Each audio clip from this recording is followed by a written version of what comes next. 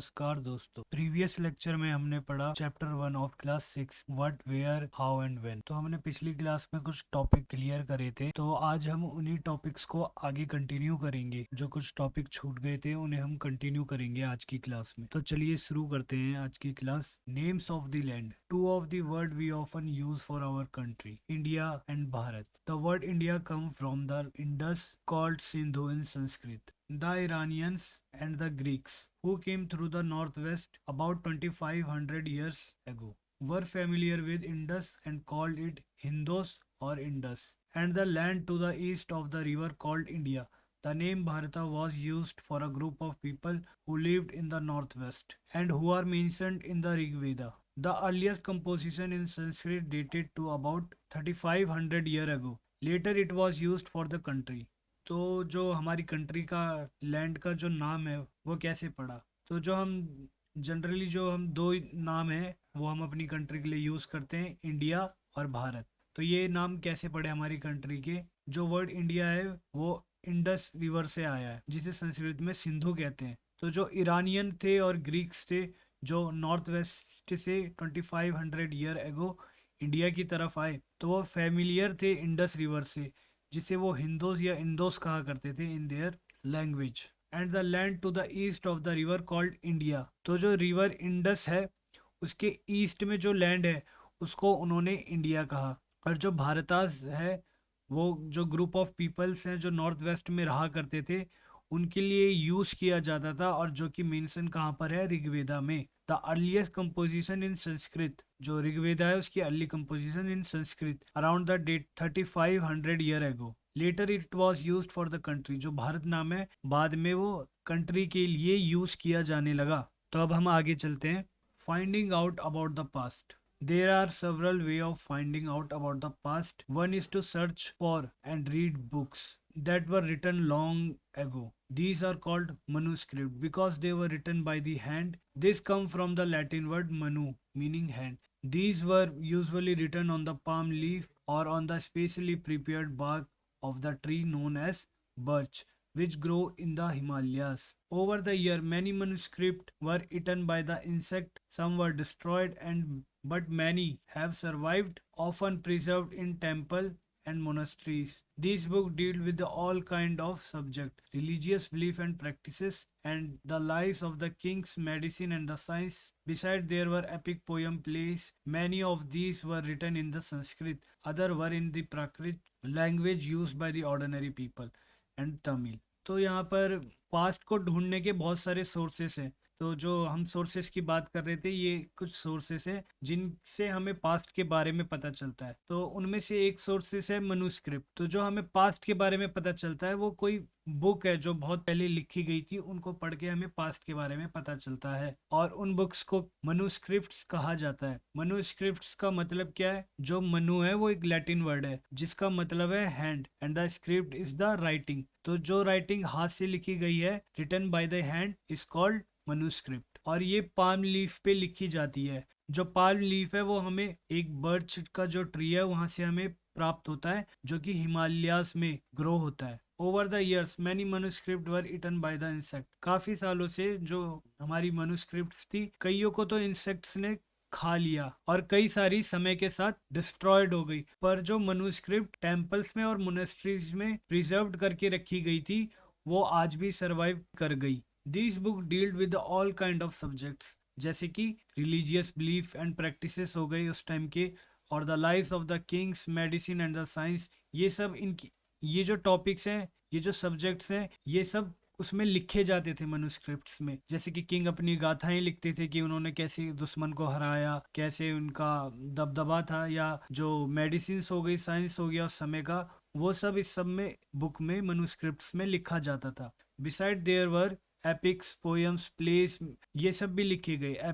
Epics जैसे कि रामायण हो गया, महाभारता हो गया, और कई सारी पोएम्स, प्लेस, ये सब लिखे गए थे। Many of these were written in the Sanskrit. कुछ ज्यादातर इसमें है जो संस्कृत में ही लिखे गए थे, और प्राकृत में भी लिखे गए थे और तमिल में भी लिखे गए थे। तो संस्कृत को हम बोलते हैं language of the intellectual and Prakrit को बोलते हैं language used by the ordinary people. And now another source, we can also study inscription. These are the writing on relatively hard surfaces such as stone or metal. Sometime king got their order inscribed so that the people could see, read and obey them. There are other kind of inscription as well, where men and women, including king and the queens, recorded what they did. For example king often kept record of the victories in the battle. तो जो another source है हमारा जहाँ से हमें history past के बारे में पता चलता है वो है इंस्क्रिप्शंस. इंस्क्रिप्शंस वो राइटिंग है जो कि हार्ड सरफेस पे लिखी जाती है,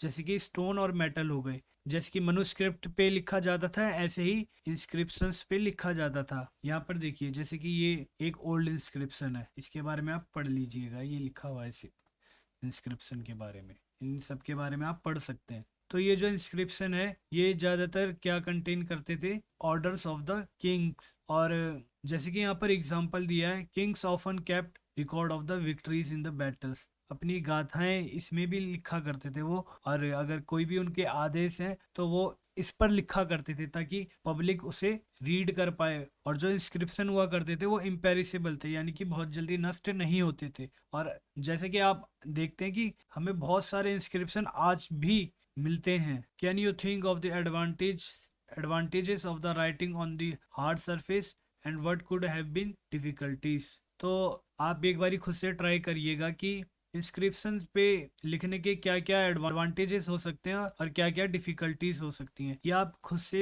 एक बारी ट्राई करिएगा इस क्वेश्चन को. There were many other things that were made and used in the past. Those who study these object are called archaeologist. They study the remains of the buildings made up of stone and bricks, paintings, sculptures. They also explore the and excavate, dig under the surface of the earth to find tools, weapon, pots, pans, ornament and the coins. Some of these objects may be made of stone, other of bone, baked clay or metal. Objects that are made of hard, imperishable substance usually survive for a long time. तो यहाँ पर कुछ और भी चीजें हैं जो past में बनाई गई थी, और those who study the objects, उन ऑब्जेक्ट्स के बारे में जो स्टडी करते हैं उनको हम आर्कियोलॉजिस्ट कहते हैं, जो कि एक और सोर्स है जो हमें हिस्ट्री बताता है, पास्ट के बारे में बताता है. They study the remains of the building. जो रिमेन्स हैं, अवशेष हैं बिल्डिंग के, स्टोन जो कि स्टोन से बनी है या ब्रिक से बनी है, या जो पेंटिंग है या जो स्कल्पचर है उसके जो रिमेन्स हैं यानी कि अवशेष हैं उनके बारे में स्टडी करते हैं, और जो भी उनका डेटा निकलता है उसके बारे में वो बताते हैं कि वो किस टाइम से बिलोंग करती थी, उनके क्या यूज हुआ करते थे. तो ये सब वो हमें स्टडीज करके बताते हैं अपनी. तो ये सब हमें आर्कियोलॉजिस्ट बताते हैं. They also explore and excavate. Explore करना और एक्सकेवेट यानी कि dig under the surface of the earth, यानी कि जो खुदाई करते हैं वो अर्थ सरफेस पर, तो उसको हम एक्सकेवेट बोलते हैं. To find tool, weapon, pots, pen, जो मिट्टी में दबे हैं अर्थ में बहुत टाइम पहले जो भी रिमेन्स हैं उन्हें वो ढूंढने के लिए, एक्सप्लोर करने के लिए जमीन में खुदाई करते हैं. जैसे कि टूल्स ढूंढने के लिए, वेपन ढूंढने के लिए, pots, pen, ornament and the coins. ये सब, इन सब चीजों को आर्कियोलॉजिस्ट एक्सप्लोर करते हैं. Some of these object may be made of stone, जो कि स्टोन से, बोन से या बेक्ड क्ले और मेटल इनसे बनी होती हैं. Object that are made hard, imperishable substance usually survive for a long time. तो जो मैं, जैसे कि मैंने आपको बताया था कि जो कि हार्ड सरफेस से बनी होती है, जैसे कि इंस्क्रिप्शंस हो गए, या अगर कोई भी चीज है जो मेटल से बनी है, वो चीज इम्पेरिसेबल होती है, वो जो होते हैं वो अविनाशी होते हैं, यानी कि लॉन्ग टाइम तक सर्वाइव करते हैं वो. देखिए जैसे कि यहाँ पे इमेज दे रखी है स्पॉट की, ये भी हमें एक्सकेवेशन करके मिला है, और ये कब मिला है, कहाँ से मिला है, इसके बारे में यहाँ पे कुछ इन्फॉर्मेशन दी है, इन्हें आप पढ़ सकते हैं. Archaeologist also look for bones of animals, birds, fish to find out what people ate in the past. Plant remains survive far more rarely. If seeds of the grain pieces would have been burnt, they survive in a charred form. तो जो archaeologist हैं वो bones के ऊपर भी explore करते हैं, और उससे वो पता लगाते हैं कि एनिमल का या बर्ड का या फिश की अगर बोन मिलती है तो इनसे वो पता चला लगाते हैं कि किस तरीके के उस टाइम लोग खाया करते थे, क्योंकि पहले तो ज्यादातर लोग हंटिंग पे ही सर्वाइव करते थे. तो बोन्स के ऊपर स्टडी करके वो काफी चीजों का पता लगाते हैं. और ऐसे ही प्लांट्स के रिमेन है वो बहुत ही मुश्किल से सर्वाइव करते हैं, और जो सर्वाइव करते हैं वो कौन से होते होते हैं वो बर्न्ड फॉर्म में होते हैं। बर्न्ड फॉर्म यानी कि जली हुई फॉर्म में, भुनी हुई फॉर्म में होते हैं, वो सरवाइव कर जाते हैं और वो हमें मिल जाते हैं। तो हमें इससे पता चलता है कि कौन कौन से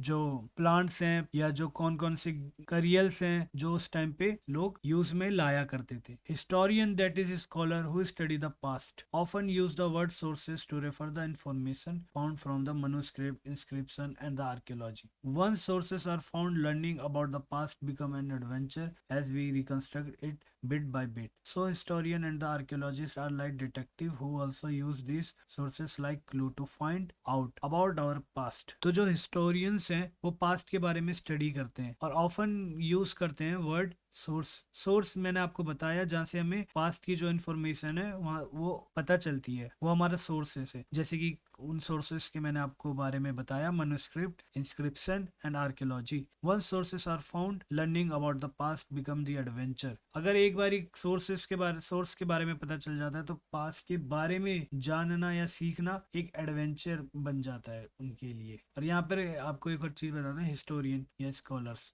बात एक ही है। As we reconstruct it bit by bit, कड़ी से कड़ी जोड़ते हैं। So historians and the archaeologist are like detective. अगर मान लीजिए उन्होंने कोई coin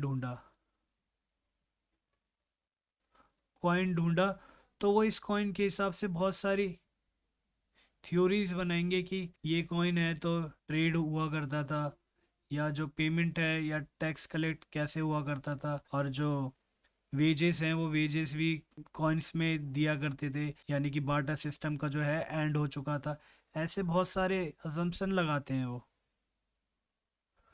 like detective who use all the sources like clues and find about our past. Now let's move to the next topic, one past or many. Did you notice the title of this book, Our Past? We have used the word pasts in the plural to draw the attention of the fact that the past was different for different group of people. For example, the lives of the herders farmers were different from those of the king and queens. Life of the merchant were different from those of the craft person, and so on. Also, as it true even today, people follow different practice and custom in different parts of the country. For example, today most people living in the Andaman Island to get their own food by fishing, hunting, collecting forest produce. By contrast, most people living in the city depend on the other for supplies of food. Differences such as these existed in the past as well. तो यहाँ पर कह रहा है कि जो हमारे book का टाइटल है आवर पास्ट, उसके बाद उसमें जो वर्ड यूज किया गया है पास्ट, उसका मतलब क्या है यहाँ पर, जो कि हमने यहाँ पे प्लूरल फॉर्म में लिखा गया है। और क्यों लिखा गया है? To draw the attention. जो पास्ट है वो डिफरेंट है डिफरेंट ग्रुप ऑफ पीपल के लिए। फॉर एग्जाम्पल, जो हर्डर्स और द फार्मर है उनकी जो लाइफ है, उनका जो पास्ट है वो किंग और क्वीन से अलग रहा हुआ होगा, या जैसे कि मर्चेंट है तो उनका जो पास्ट है वो क्राफ्ट पर्सन से उनसे अलग रहा होगा। यहाँ पर यानी कि जनरली मतलब इन ऐसा है कि डिफरेंट पीपल का डिफरेंट पास्ट होगा। अगर जैसे कि हम आज भी देखते हैं, मेरी स्टोरी कुछ और है, आपकी स्टोरी कुछ और है, आपकी लाइफ किसी और तरीके से गुजर रही है और मेरी लाइफ किसी और तरीके से गुजर रही है। अगर आगे फ्यूचर में चल के हमारे पास्ट लिखे जाएंगे तो आपकी और मेरी स्टोरी एक जैसी नहीं होगी, हमारी स्टोरी में डिफरेंस होगा।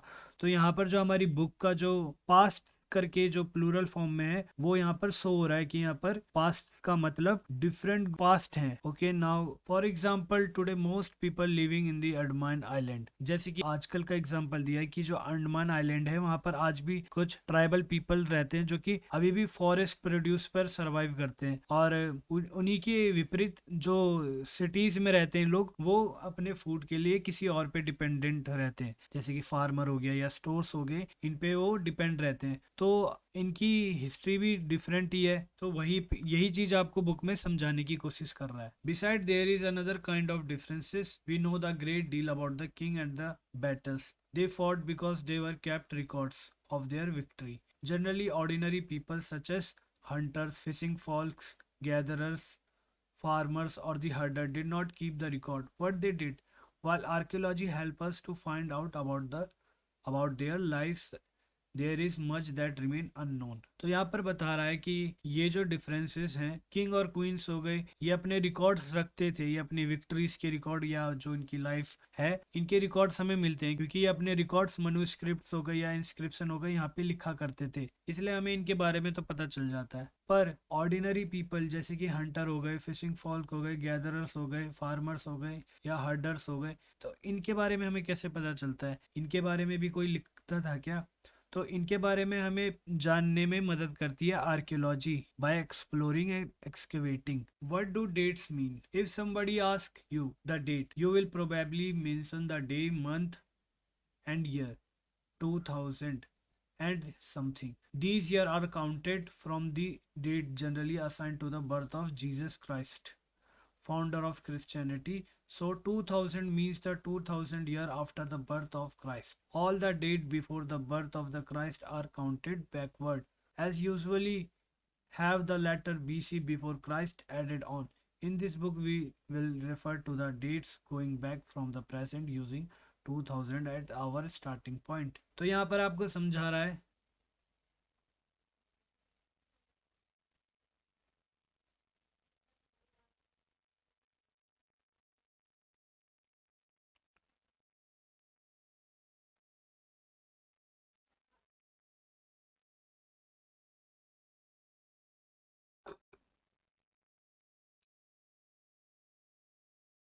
तो यहाँ पर आपको समझा रहा है कि जहां पर से जीसस क्राइस्ट का बर्थ हुआ तो उससे आगे का जो समय है उसे हम क्राइस्ट एरा बोलेंगे, और यहाँ से हम अपना टाइम शुरू करेंगे।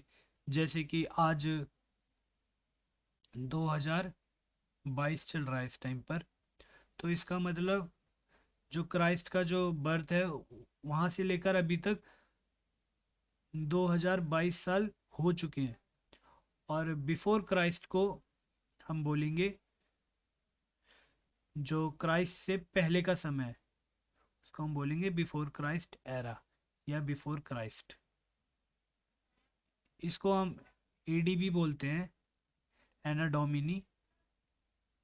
जैसा कि हमने पिछली बार पढ़ा था 4700 years ago, 4700 ईयर एगो। अगर हम इसको इस फॉर्म में लिखें तो हम इसको कैसे लिखेंगे? 2000 तक तो हमारा क्राइस्ट एरा हो गया, और यानी कि 4700 ईयर एगो यानी कि 4000 में से 2000 तो हमारा यहाँ तक हो गया है। और फिर इससे आगे का हम कैसे लेंगे? इससे आगे का हम लेंगे 2000 माइनस करेंगे तो कितना आएगा? 2700 बिफोर क्राइस्ट, यानी कि 2000 तो यहाँ तक हो जाएगा जो समय है, यानी कि 4000 में से 2000 तक का तो यहाँ पर हो गया, फिर इससे आगे जो बचा हुआ है वो समय यहाँ पर 2700 भी। अगर आपको लेक्चर समझ आया है तो आप वीडियो पर लाइक और कमेंट ज़रूर करिएगा, और आगे आने वाली वीडियोस के नोटिफिकेशन के लिए आप नीचे दिए गए बेल आइकन को दबाना भी मत भूलिएगा। तो चलिए मिलते हैं नेक्स्ट क्लास में, तब तक के लिए बेस्ट ऑफ लक।